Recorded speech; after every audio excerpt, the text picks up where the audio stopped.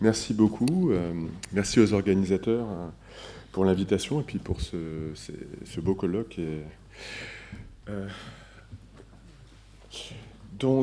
Euh, oui, alors du coup, il manque l'affiliation académique. Donc, je suis à la Sorbonne Université, de même que Elie, et à SND également, qui est une UMR. Donc, la question qu'on va discuter. Donc, je vais moi aussi m'intéresser à cette question qui est apparue beaucoup en fait aujourd'hui, qui est la question de l'interprétabilité des IA. Et en fait, on va essentiellement parler des large language models, mais en revenant quand même un petit peu en arrière, parce que ce sont des modèles qui sont des modèles connexionnistes. Et donc, en fait, pour contextualiser un petit peu la discussion, je vais revenir au moins dans mon introduction, à des interrogations un petit peu plus ancienne dans la philosophie de l'intelligence artificielle. Donc la première chose que je voudrais souligner, mais beaucoup l'ont noté déjà, c'est que nous utilisons donc très fréquemment pour décrire les comportements des IA et singulièrement des modèles massifs de langage, un vocabulaire qui est normatif et intentionnel. Là, j'ai pris quelques exemples d'articles qui viennent de paraître, en fait, de 2025, donc qui mentionnent la connaissance, le fait de penser, le fait de dire, le fait de raisonner, donc un vocabulaire qui présuppose que ces modèles ont des états intentionnels. Alors, pour rappel, ce qu'on appelle en philosophie un état intentionnel, c'est un état qui est doté de signification. Et l'idée, c'est que précisément, ces significations vont avoir une pertinence dans certains processus, par exemple dans des raisonnements. Donc, ces exemples pourraient être multipliés. Les auteurs présupposent donc dans tous ces exemples qu'il y a des contenus qui peuvent être manipulés, et notamment donc dans des inférences. Et évidemment, le problème qui se pose, et qui n'est pas juste un problème philosophique, je pense que c'est un problème qui se pose aussi dans l'industrie, en fait, c'est de savoir si cette tendance qu'on a est justifiée, ou est-ce que peut-être une autre interprétation possible, c'est qu'elle reposerait sur une illusion anthropocentrique, en fait. L'idée, c'est qu'on attribuerait, peut-être à cause de notre théorie de l'esprit, à ces programmes des états qu'ils n'ont pas, ou des capacités qu'ils n'ont pas. Alors, c'est d'ailleurs une interrogation qui est très ancienne. Alors, dans ma deuxième version, j'avais mis une petite image ici, mais je voudrais juste rappeler qu'en 1984, donc c'est quand même assez ancien, David Lodge, l'écrivain dans Small World, je crois que il décrivait un professeur aux prises avec une IA, Elisa, qui date des années 60, et le professeur n'arrivait pas à ne pas lui attribuer d'état intentionnel. Et alors, ça peut paraître complètement démodé, parce que Elisa, c'est un programme qui est très ancien. C'est pas si démodé que ça, en fait. Récemment, on a fait passer le test de Turing à des sujets, et on a confronté des sujets à différents modèles, dont Elisa, vraiment le plus frustre. Et en fait, 22% des sujets confondent Elisa avec un être humain. Donc 22% quand même. Alors que je pense que personne de très sérieux ne voudrait attribuer des états intentionnels, évidemment, à un tel programme. Alors voilà, c'est cette question de l'interprétabilité, de la question de savoir si nous nous illusionnons ou pas lorsque nous employons un vocabulaire intentionnel. Cette question est liée aussi, et là, c'est pas juste une question philosophique, encore une fois, c'est une question technologique ou scientifique, à ce qu'on appelle le programme de l'IA interprétable, qui est un programme de recherche qui vise à expliquer et à prédire les comportements de certains algorithmes en essayant d'identifier des inférences ou des mécanismes sous-jacents aux décisions que prennent ces programmes. Et l'idée centrale de ce programme est de ne pas considérer un algorithme comme une boîte noire. Alors c'est important pour toutes sortes de raisons, ça mériterait un exposé à part entière en fait, notamment lorsqu'il s'agit de justifier les décisions qui sont prises parfois par ces programmes. Donc ça peut être très utile. Si on veut justifier les décisions, de comprendre en fait comment les décisions étaient prises. Alors un point que je voudrais souligner ici, c'est que dans ce programme de l'IA interprétable, on n'est pas forcé d'attribuer des états intentionnels au programme. En fait, il y a deux manières de voir les choses. On peut voir le programme comme un mécanisme complexe, mais qu'on est quand même capable de comprendre, qui n'est pas un mécanisme intentionnel. Et en fait, j'ai envie de dire que c'est probablement même l'approche dominante en réalité. Donc, essayer de décrire des mécanismes. Et encore une fois, les mécanismes ne sont pas nécessairement des mécanismes intentionnels. Et puis, il y aurait peut-être une approche plus ambitieuse ou plus anthropocentrée qui consisterait à penser que ces mécanismes sont intentionnels. Euh, Alors, cette question, évidemment, dans la philosophie de l'intelligence artificielle, elle a été soulevée dès l'apparition, alors l'apparition, peut-être le développement, notamment en sciences cognitives, de modèles connexionnistes, notamment dans les années 80, 1980, donc c'est déjà assez ancienne. Pourquoi? Parce que les modèles connexionnistes ressemblent beaucoup à des boîtes noires. Précisément, il n'est pas toujours facile d'interpréter leur comportement et de l'expliquer de manière mécaniste par des mécanismes. Et ceci en raison de deux propriétés qui sont très souvent citées donc dans la littérature philosophique, le caractère massivement distribué de l'information qui est peut-être représenté dans ces modèles, et l'absence de distinction entre le stockage de cette information et sa manipulation par des règles. Donc c'est pour ça que traditionnellement on considère que l'IA classique, que cette question de l'interprétabilité est plus facile à résoudre dans l'IA good old-fashioned AI, l'IA classique, que dans l'IA connexionniste. Dans l'IA classique ou dans sa version philosophique, qui est l'hypothèse du langage de la pensée, les représentations sont facilement identifiables. Il s'agit de symboles ayant des formes distinctives, et ces symboles sont manipulés par des règles qu'on peut formuler explicitement. Mais ce n'est pas le cas dans les réseaux de neurones distribués. L'information stockée n'est en général pas considérée comme située à un endroit précis dans le réseau, mais plutôt comme étant liée au pattern des poids des différentes unités qui constituent ce réseau. Donc ça, je pense que ce sont des choses bien connues, mais ça explique pourquoi ce problème est particulièrement important pour ces modèles-là. Et en fait, dès les années 80, cela a donné lieu à des positions assez radicales dans la philosophie de l'intelligence artificielle, notamment parce qu'en fait, je vais introduire trois distinctions qui vont correspondre à trois niveaux possibles d'intentionnalité. Aucune intentionnalité, une intentionnalité, mais pas primitive, et je vais expliquer ce que ça veut dire, et troisièmement, une intentionnalité primitive. Donc trois niveaux, et je dis tout de suite aussi quelle sera la conclusion de notre travail. La conclusion de notre travail, c'est que le débat intéressant est probablement entre les deux dernières positions. La position que je vais présenter maintenant, elle est intéressante historiquement, mais je ne pense pas qu'elle puisse être réellement défendue pour les modèles massifs de langage. Donc la première distinction, c'est une distinction entre l'éliminativisme et l'interprétationnisme. L'éliminativisme, c'est une position qui consiste à soutenir qu'attribuer des états intentionnels à un modèle connexionniste n'a pas de pertinence explicative. Et l'interprétationnisme, dans cette formulation très très générale, c'est juste la négation de l'éliminativisme. En fait, alors ce qui est assez frappant, c'est que dans les années 80, certains des premiers philosophes qui se sont intéressés au connexionnisme défendaient l'éliminativisme.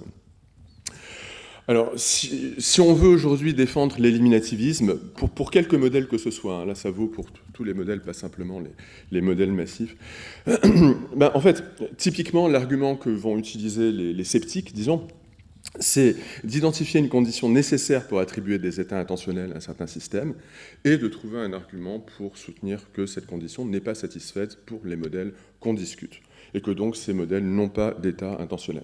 Et là, la condition peut renvoyer à des concepts très philosophiques, donc on peut être très très ambitieux, par exemple, on peut dire que ces modèles ne sont pas conscients et qu'il est nécessaire d'être conscient pour avoir des états intentionnels.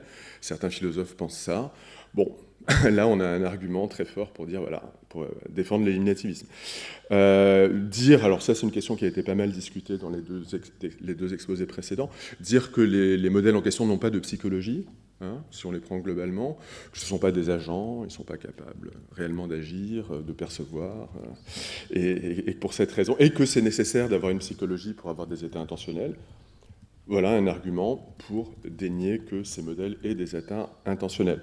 Ou un argument qu'on trouve aussi souvent, qui est un petit peu l'héritier de la chambre chinoise de Searle, l'argument que Daniel Handler appelle dans son magnifique livre l'argument de la cécité sémantique, c'est une expression que j'aime bien.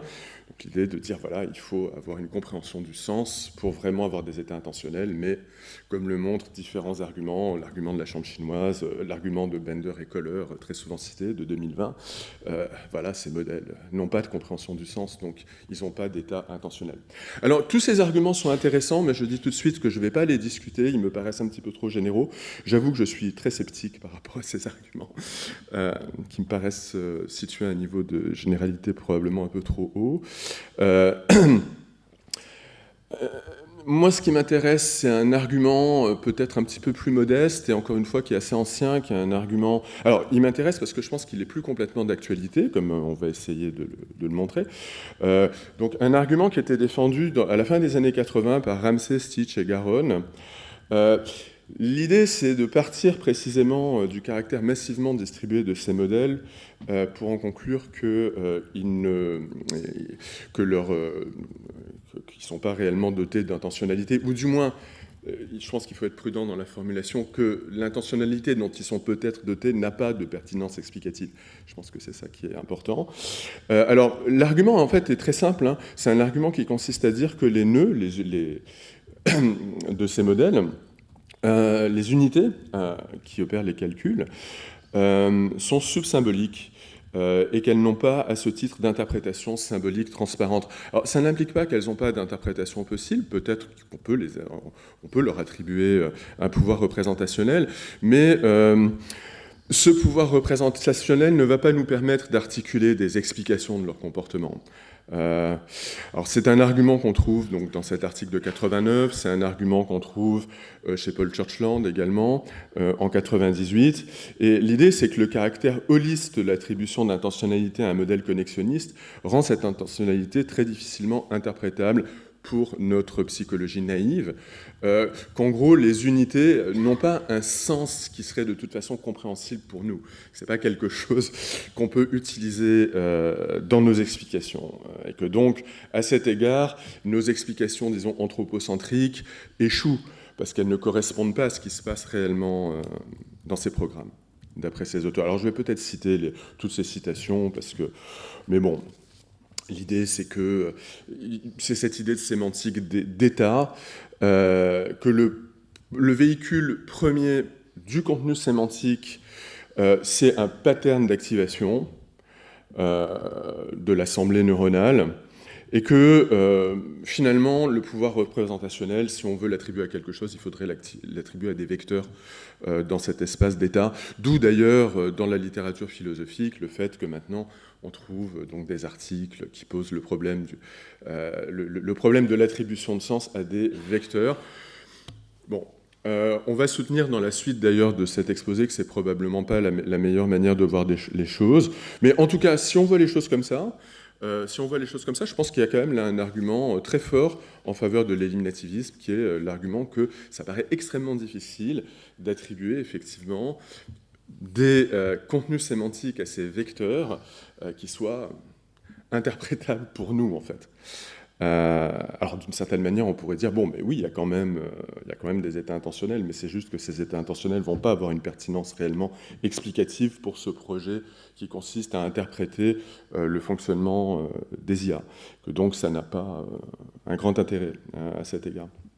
Alors, je pense que dans cette discussion philosophique sur l'interprétabilité des IA, alors bon, d'ailleurs, c'est vraiment pas une idée, c'est pas original du tout de dire ça. Je pense que c'est probablement un des points sur lesquels il y a un consensus aujourd'hui. L'apparition des modèles massifs a complètement rebattu les cartes. Alors, pourquoi parce que ce sont des modèles donc, pour lesquels le langage a une importance tout à fait spécifique. Donc vous savez que dans l'architecture de ces modèles, on découpe des mots en unités linguistiques qu'on appelle des tokens, qu'on associe ensuite un vecteur à chaque token, et la phase d'entrée est transformée du coup en une séquence de vecteurs. Il est important de vraiment prendre conscience de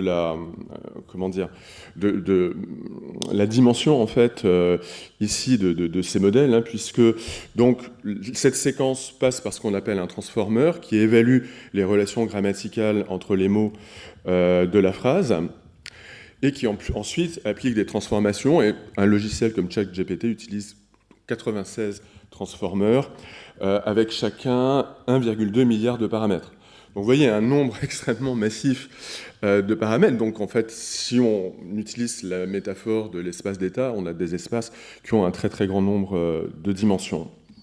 Mais la chose importante, c'est que dans le fonctionnement de ces modèles, le sens, ou en tout cas les symboles linguistiques jouent vraiment un rôle central. Alors, je vais passer cette diapo sur l'entraînement, mais l'entrée, alors, au sens strict, du point de vue littéral, l'entrée comme la sortie de ces modèles, c'est juste des séquences, des listes de nombres. Néanmoins, ces listes peuvent être converties en texte par une analyse lexicale, et donc il est assez naturel de considérer que les inputs de ces modèles sont des textes, et que c'est également le cas des outputs. Alors pourquoi est-ce que ça rabat les cartes du point de vue philosophique? Je pense pour une raison vraiment très simple. C'est que maintenant, si on s'intéresse à la question de l'intentionnalité, une chose qui, à mon avis, n'est pas très controversée, sur laquelle on devrait pouvoir se mettre d'accord assez facilement, c'est que ces entrées, ces sorties, sont, elles, dotées de propriétés intentionnelles. Les textes de langue naturelle humaine, ce sont des symboles qui ont une intentionnalité. D'ailleurs, en philosophie de l'esprit, lorsqu'on parle d'intentionnalité, on parle aussi souvent de la référence des états mentaux. Et le modèle, en fait, qu'ont utilisé les philosophes, c'est vraiment un modèle linguistique. D'ailleurs, c'est pas un hasard si Fodor, un des principaux,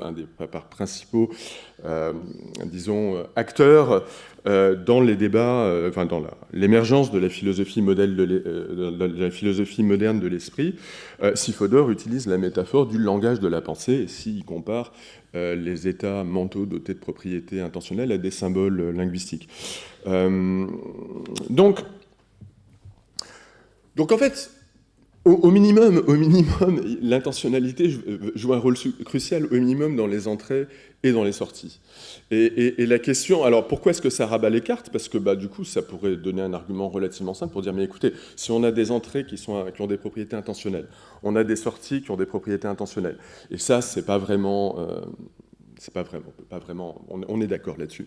Est-ce que déjà, ça ne devrait pas nous conduire ça ne devrait pas suggérer que peut-être les états internes du programme qui permettent de transformer ces entrées en sorties ont eux aussi des propriétés intentionnelles? Bon, alors certes, le point de vue éliminativiste continue à être défendu dans la littérature, donc il y a des auteurs qui continuent à défendre un point de vue qui est extrêmement sceptique. Alors notamment, je pense, l'article le plus cité, il a déjà été cité plusieurs fois, Bender et Kohler 2020, qui considère que, qu'en réalité, les sorties du programme ne sont pas vraiment des textes doués de signification, qu'on leur attribue une signification, mais qu'il s'agit d'une illusion. Pour Bender et Kohler, les LLM n'ont ni de contact perceptif avec le monde extérieur, ni de compréhension des intentions communicationnelles des agents, et pour ces raisons, ils ne comprennent pas les significations et n'en produisent pas. Okay. Une suggestion fréquente dans la littérature, d'ailleurs, est que les LLM ne peuvent pas réellement produire de références, et donc, à partir de là, de signification, qu'ils ne pourront en produire que si leurs états étaient fondés sur des relations avec le monde extérieur. Et c'est vrai qu'en philosophie, beaucoup d'auteurs défendent ce qu'on appelle l'externalisme sémantique, qui est la position d'après laquelle, afin d'avoir des états intentionnels, un système doit entretenir un certain type de relation causale avec son environnement.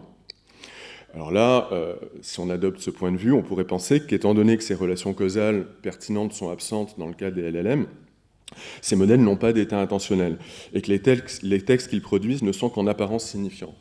Alors, moi je voudrais d'emblée dire qu'il me semble qu'on peut écarter ces arguments tout en défendant une interprétation très modeste en fait des LLM. Et à cet égard, je vais utiliser la position d'une psychologue, donc c'est pas une informaticienne, Alison Gopnik, mais elle a dans plusieurs publications défendu une interprétation des large language models que je trouve intéressante parce qu'elle est à la fois assez minimaliste, mais en même temps elle n'est pas éliminativiste. Et je trouve que donc elle donne des outils intéressants pour faire des distinctions. Donc en fait, quelle est sa position et quelle est son idée? L'idée, c'est qu'il est indiscutable que les ensembles de données sur lesquels les LLM sont entraînés, ainsi que les requêtes qui leur sont soumises, mais même les outputs, sont dotés de signification. Donc il ne s'agit pas d'une position éliminativiste, parce que je pense que, enfin en tout cas dans mon interprétation, moi dans l'interprétation que je fais de sa position, mon interprétation c'est que les sorties, les productions, sont dotées de signification. Mais une fois qu'on a dit ça, ça n'implique pas nécessairement que les états internes de ces programmes sont intentionnels. Pourquoi? Parce qu'on sait qu'en fait, il existe des technologies, parfois assez simples d'ailleurs, qui permettent de conserver, de reproduire ou de transformer des représentations dotées de signification. Et en fait, les technologies que cite Gopnik sont assez anciennes. L'imprimerie, par exemple, la conservation en bibliothèque, la reproduction des textes, par exemple par la photocopie, la traduction automatique. Alors, notez que lorsqu'on photocopie un article, il me semble pas tellement... Enfin, c'est un petit peu difficile de nier que le texte photocopié ait une signification. Mais ça n'implique pas, bien sûr, que les états internes du photocopieur soient intentionnels. Donc vous voyez qu'on peut assez facilement donner des exemples de technologies dont les inputs et les outputs sont dotés de signification. Et encore une fois, donc, le point de vue ici n'est pas éliminativiste. Mais pour autant, sans s'engager en tout cas à l'existence d'états intentionnels. Donc dans plusieurs articles, Alison Gopnik et ses co-autrices comparent les LLM à de telles technologies culturelles de transformation de texte. Et alors, je vais peut-être vous lire cette citation. Les systèmes d'IA sont ce que l'on pourrait appeler des technologies culturelles comme l'écriture, l'imprimerie, les bibliothèques, les moteurs de recherche sur l'Internet ou même la langue elle-même. Il s'agit de nouvelles techniques de transmission d'informations d'un groupe de personnes à un autre. Se demander si ChatGPT-3, bon, c'est un peu ancien, mais est intelligent ou connaît le monde revient à se demander si la bibliothèque de l'Université de Californie est intelligente ou si une recherche sur Google connaît la réponse à vos questions. Donc voilà le point de vue de Gopnik. Alors encore une fois, pour moi, ce n'est pas un point de vue éliminativiste. Il ne s'agit pas de dire que, notamment, qu'on commet une erreur lorsqu'on attribue une signification aux productions de ces modèles. C'est un point de vue qui est... Alors moi, je vais reprendre cette appellation, j'avais appelé cette position le bibliotechnicisme. C'est un terme qui a été inventé par Lederman et Maoval dans un article récent. Donc l'idée ici, c'est que les agents humains possèdent des états mentaux dotés d'intentionnalité primitive ou originale. Ces états peuvent causer des actes de communication ostensive inférentielle, par exemple, et qui permettent d'attribuer du sens aux symboles. Donc l'idée, c'est que si nos symboles linguistiques ont un sens, c'est parce que nous avons, nous, des états mentaux qui ont un sens au départ. C'est parce que nous avons des pensées dotées de sens, douées de sens, que nous pouvons par convention attribuer un sens aux symboles linguistiques que nous utilisons. Par exemple, que nous pouvons attribuer un référent à un nom propre lors d'un baptême, pour reprendre un exemple très célèbre du philosophe Saul Kripke. Des systèmes sans agentivité, cependant, peuvent également avoir des états intentionnels à partir du moment où l'intentionnalité de ces derniers est dérivée de celle des symboles linguistiques humains. Donc le cas le plus simple, c'est l'intentionnalité de l'output du système. Mais notez qu'on pourrait aussi penser qu'il y a des états internes qui sont dotés d'intentionnalité, mais d'une intentionnalité dérivée et pas d'une intentionnalité primitive. Donc ici, l'idée, ce serait de plutôt comparer ces modèles à des bibliothèques. Alors, on va voir qu'en fait, c'est un petit peu plus compliqué quand même que des bibliothèques. Mais... Pourquoi c'est plus compliqué? Parce qu'en fait, derrière le concept de bibliothèque, il y a le concept essentiellement de conservation, mais on pourrait aussi imaginer qu'il y ait des transformations. Des transformations, mais sans création pour autant d'intentionnalité originale. Voilà. Donc des technologies de conservation du sens, de transformation du sens, mais pas de production d'un sens nouveau. Donc comparer plutôt ces technologies à des bibliothèques plutôt qu'aux bibliothécaires. Voilà, donc le bibliothécaire... Alors, à cet égard, un débat que je trouve intéressant, et c'est mon deuxième... Enfin, c'est les niveaux 2 et 3, disons, d'intentionnalité. L'intentionnalité qu'on peut attribuer à ces modèles dans un cadre bibliotechniciste, où on considère que ces programmes peuvent effectivement avoir des états intentionnels, donc il ne s'agit pas d'une position éliminativiste, mais que cette intentionnalité est dérivée, entièrement dérivée. Et puis, ce que j'appellerais le représentationnalisme, peut-être le terme est mal choisi, je ne sais pas, mais qui est la position que certains modèles ont des états intentionnels dotés d'intentionnalité primitive. Et là, on va voir que les arguments qui défendent la position représentationnaliste, à cet égard, souvent, sont des arguments qui s'appuient sur l'idée que ces programmes sont capables de construire des modèles du monde. Pas simplement de transformer des symboles, mais vraiment de produire quelque chose, en quelque sorte, de nouveau. Alors, la raison pour laquelle la position bibliotechniciste doit être prise au sérieux, à notre avis, c'est que c'est une position, d'abord, c'est une position intéressante. Finalement, elle permet d'expliquer nos intuitions. On a l'intuition que les outputs de ces modèles sont doués de sens, mais le bibliotechnicisme explique complètement cette intuition. Donc, ce n'est pas une position contre-intuitive. Donc, lorsqu'on parlait de perroquet, donc,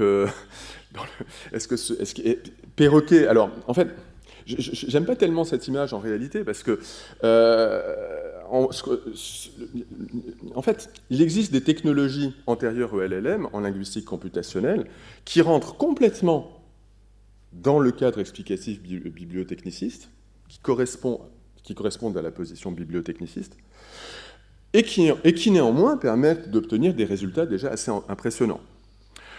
Alors,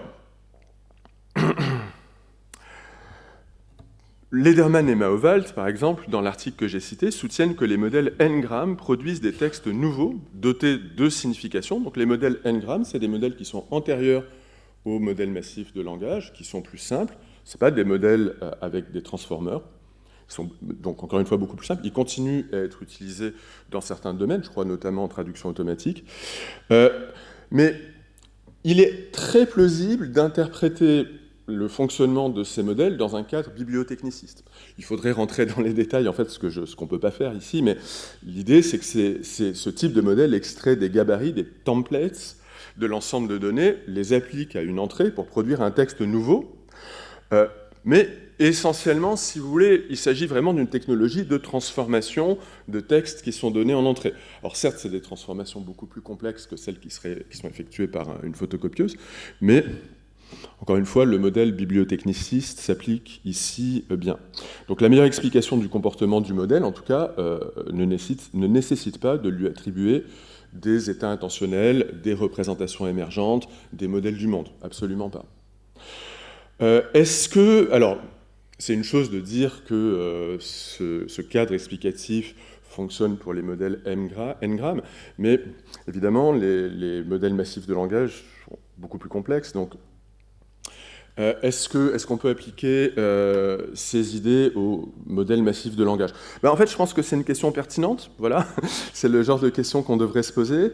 Je pense qu'il y a des arguments pour et des arguments contre, en fait. Alors, vous allez voir qu'on va être très, très lâche. On ne va pas vraiment prendre position dans ces débats, parce que, simplement, notre opinion, c'est qu'on n'a pas vraiment les connaissances aujourd'hui pour réellement pouvoir prendre position de manière raisonnable. Mais il y a des raisons de penser, certains auteurs en tout cas suggèrent dans des publications récentes que les LLM ne sont rien d'autre que des n-grammes sous stéroïdes, pour reprendre le titre d'une vidéo notamment, donc des n-grammes plus performants.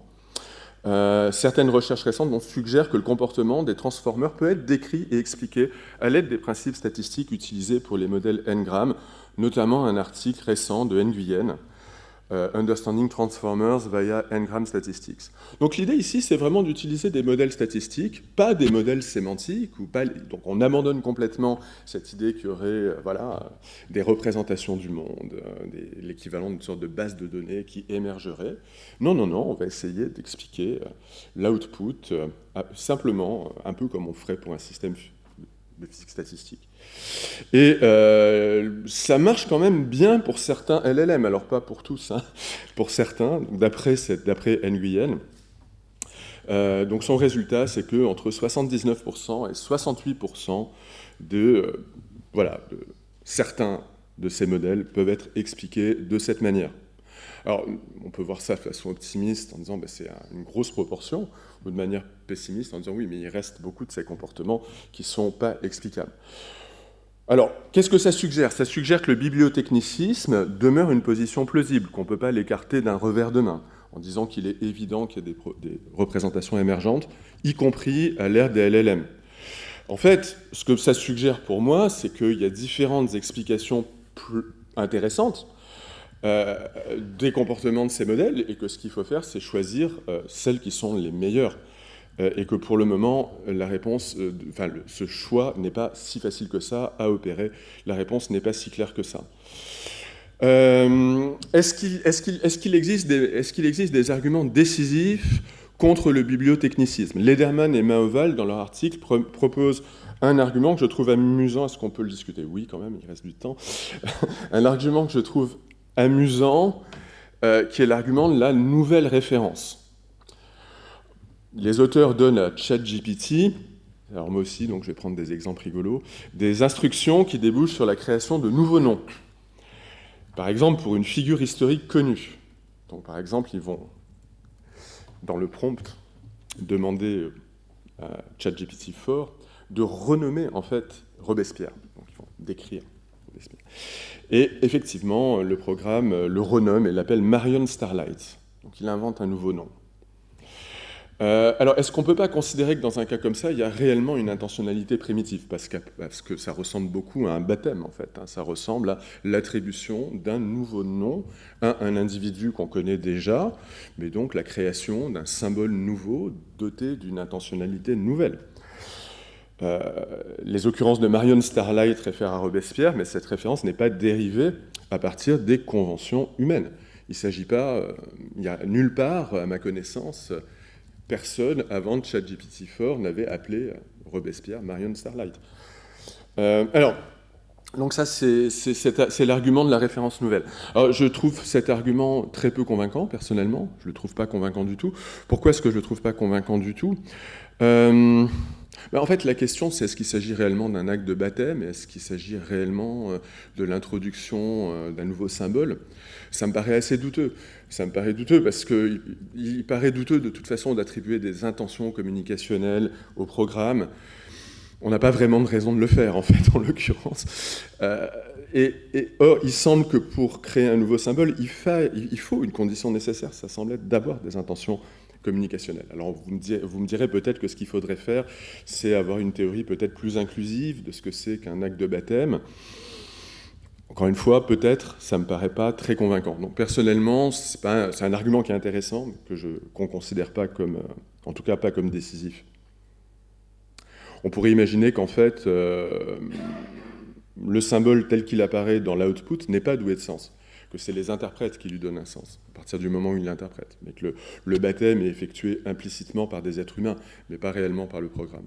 Et ça me paraît une manière finalement plus modeste, mais plus plausible d'interpréter ce qui se passe, personnellement, ici. Est-ce qu'il y a d'autres arguments contre le bibliotechnicisme? Bien sûr, évidemment. Les arguments qui existent, je pense qu'ils ont d'ailleurs été aussi un petit peu abordés, notamment par Daniel, très bien ce matin, avant nous, c'est les limites explicatives de ce modèle.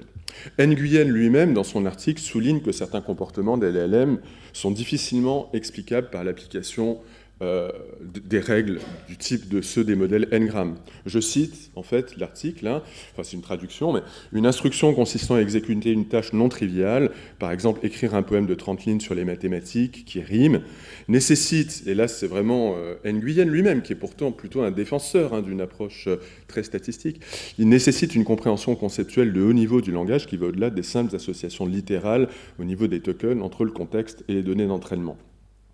Cela dit, la conclusion de Nguyen est très très nuancée dans l'article. Il dit voilà, c'est une difficulté explicative, mais ça ne veut absolument pas dire qu'on ne va pas réussir à trouver des explications dans le cadre purement statistique. C'est une difficulté explicative de cette approche statistique. D'accord. Alors, ça c'est quelque chose qui est lié à ce qu'on pourrait appeler l'idée centrale du représentationnalisme, et moi aussi je vais citer M. Sutskever, il y a...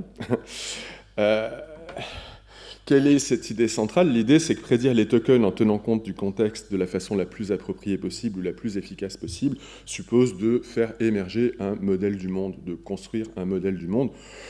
C'est ce que dit Sutskever dans ce texte, qui est issu d'une interview, en fait. Donc c'est un texte oral.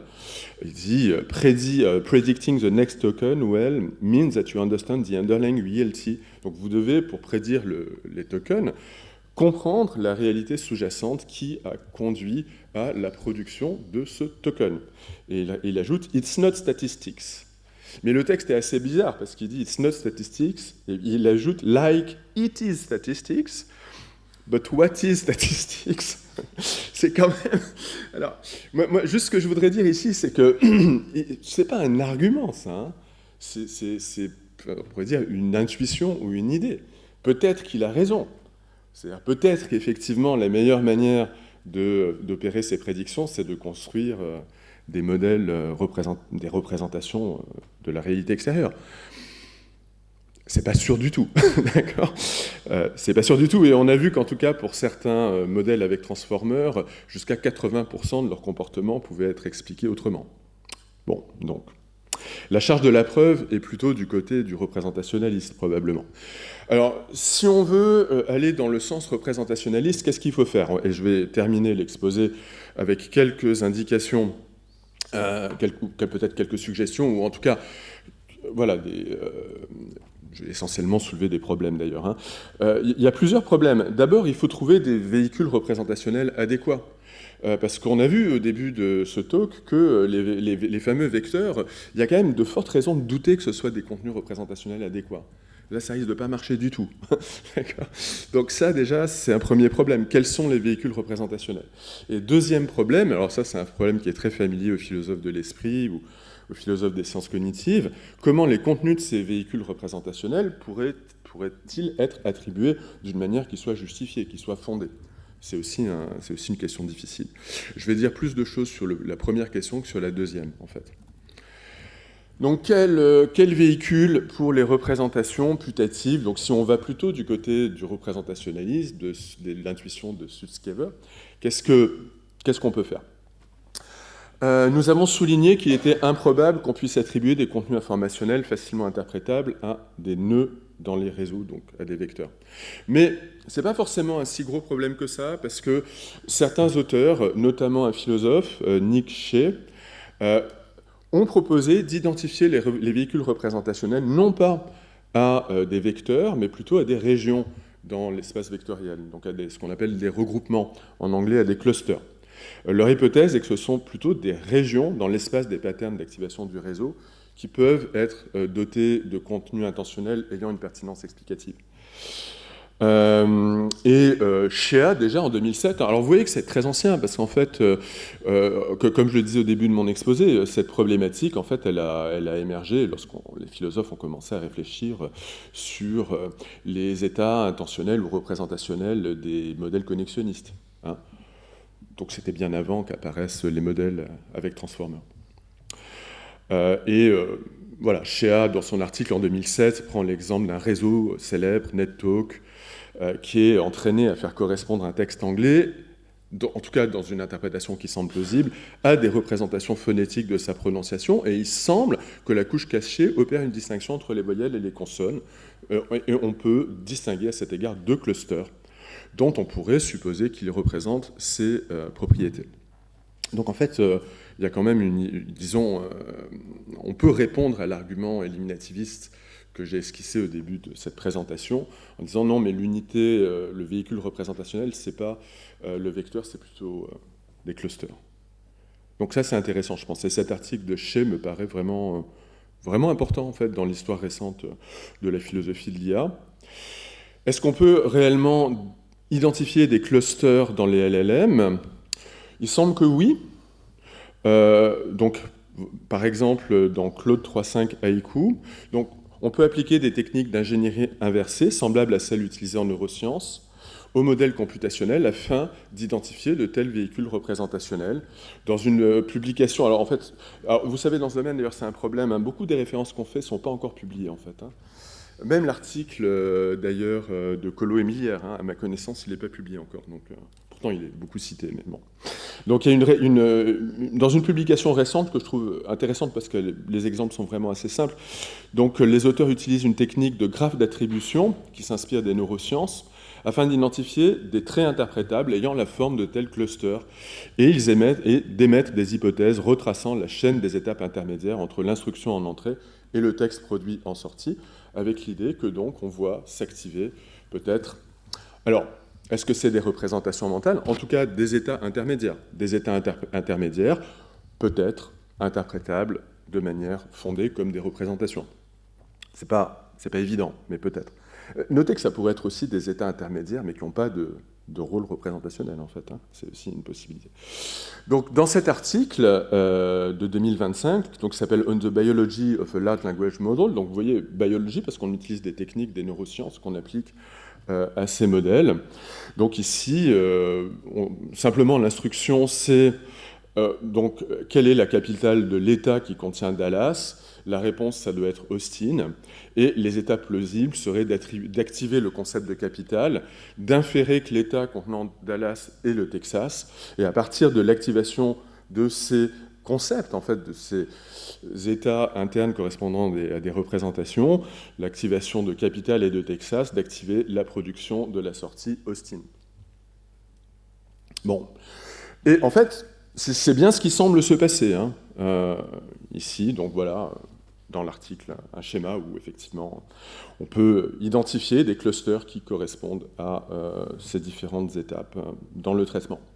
Les auteurs eux-mêmes sont néanmoins assez prudents, hein, puisqu'ils notent que ils disent nous mettons en avant des données que le modèle effectue un tel raisonnement, mais ce raisonnement pourrait coexister avec des raccourcis. Ce qu'ils appellent des raccourcis, c'est des simples associations qui ne font pas intervenir de telles étapes, disons, interprétables dans un vocabulaire intentionnel, comme des représentations mentales. Alors, cette idée est aujourd'hui fréquemment mise en avant par un certain nombre de chercheurs. Donc ici, l'idée, c'est que l'approche purement statistique privilégiée par le bibliotechnicisme considère que le comportement d'un modèle doit pouvoir s'expliquer uniquement par des associations au niveau des tokens entre les données d'entraînement et le contexte, mais que cette idée est mise à mal par la mise en évidence de représentations émergentes, abstraites, dans les modèles. Et alors, encore une fois, moi, ce que je pense qu'on peut conclure, et à mon avis, c'est une conclusion qui devrait pouvoir être assez, j'ai envie de dire, consensuelle, c'est qu'il y a un problème explicatif pour le bibliotechnicisme.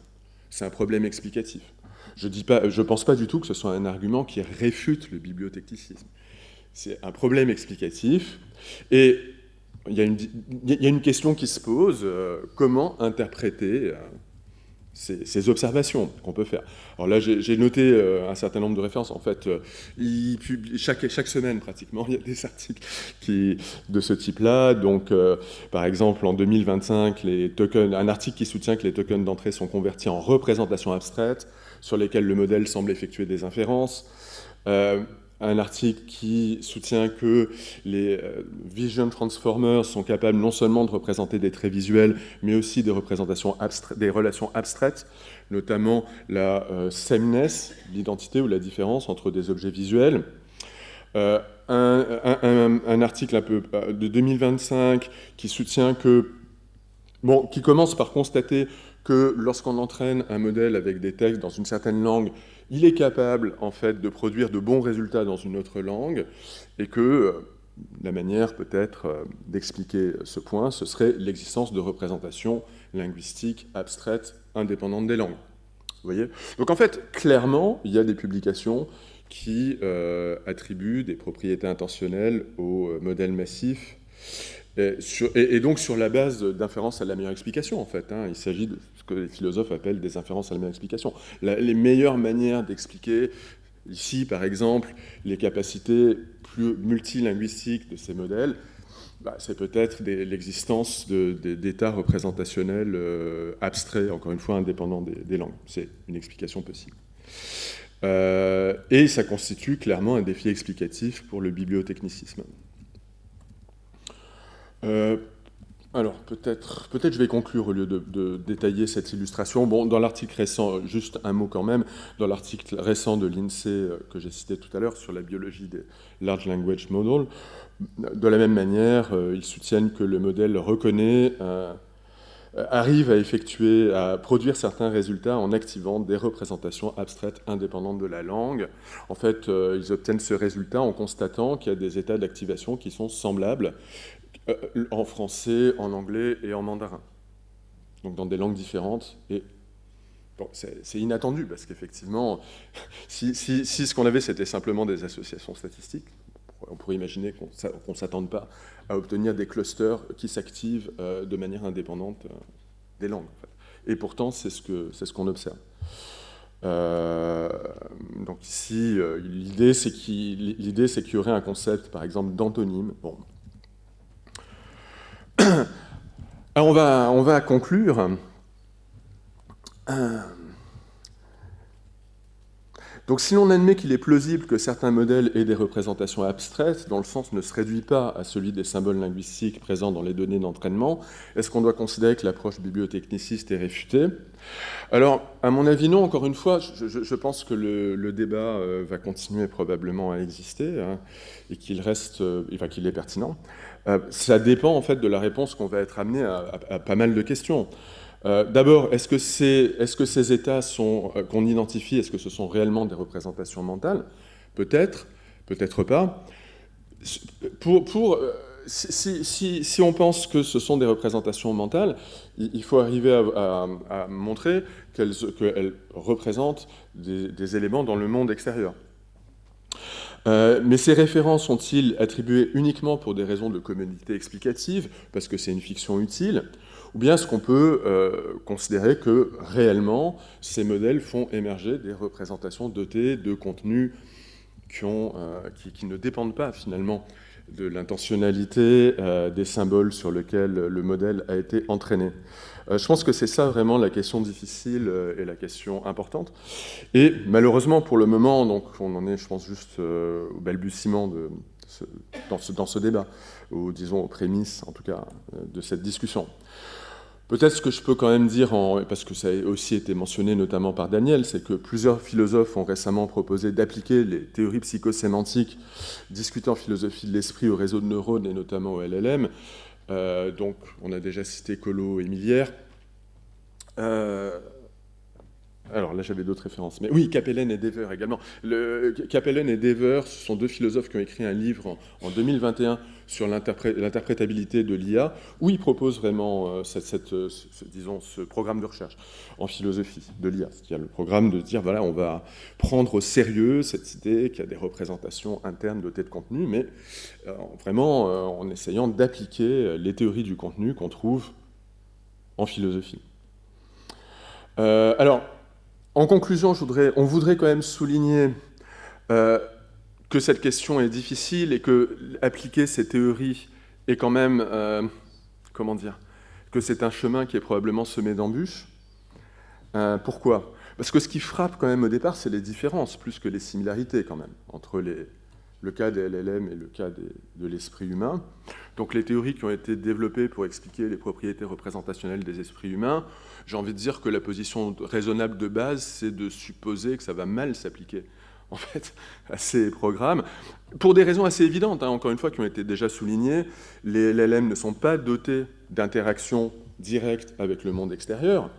Notamment, ils n'ont pas de mécanisme sensoriel permettant de détecter des traits dans l'environnement extérieur.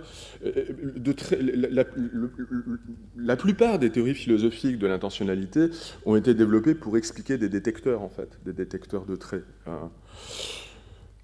Et par ailleurs, le sens des représentations abstraites émergentes pourrait dépendre en un certain sens, même si on considère qu'il ne s'y réduit pas aux données d'entraînement.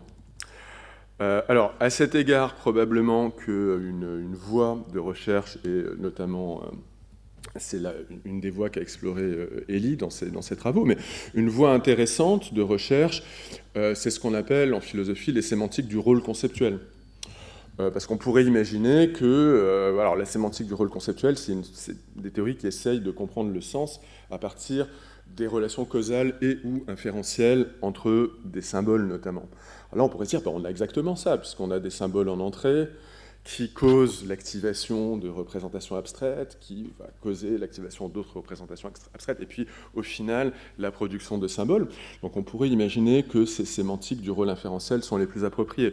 Mais ça soulève aussi des questions qui me paraissent assez épineuses, notamment la question de savoir s'il y a réellement des inférences ou des raisonnements. Il y a des raisons, alors on a vu les modèles avec les chain of thought qui sont intéressants évidemment, mais en même temps, moi je serais quand même plutôt un peu sceptique ou minimaliste, disons, dans l'interprétation de ces modèles, parce que, comme je le suggérais tout à l'heure dans la discussion, le problème, c'est que les étapes intermédiaires n'ont pas toujours une grande relation avec l'output. Alors, ok, l'output est amélioré, mais est-ce que c'est réellement parce qu'il y a quelque chose qui ressemble à des inférences? Parce que notez que pour une sémantique du rôle inférentiel, peut-être que ce serait bien d'abord de s'assurer qu'il y ait des inférences. S'il n'y a pas d'inférence au départ, ça risque de quand même fermer en quelque sorte cette avenue de recherche qui est pourtant probablement une des plus pertinentes. Donc notre conclusion serait un petit peu modeste en fait, hein, c'est-à-dire que voilà, il y a un débat entre une interprétation très modeste qui est l'interprétation bibliotechniciste, une interprétation plus ambitieuse qui est l'interprétation représentationnaliste. Le bibliotechnicisme se heurte à des difficultés explicatives, mais en fait, probablement le représentationnalisme aussi. Les explications qui sont avancées, et d'ailleurs, il y a des articles qui sont aussi pessimistes, hein, il y a des articles optimistes, mais les technologies utilisées se heurtent aussi à toutes sortes de limites. Donc la conclusion sera relativement modeste. En même temps, c'est intéressant, parce que c'est une voie qui est ouverte, certainement. Voilà, on va s'arrêter là. Merci pour votre attention.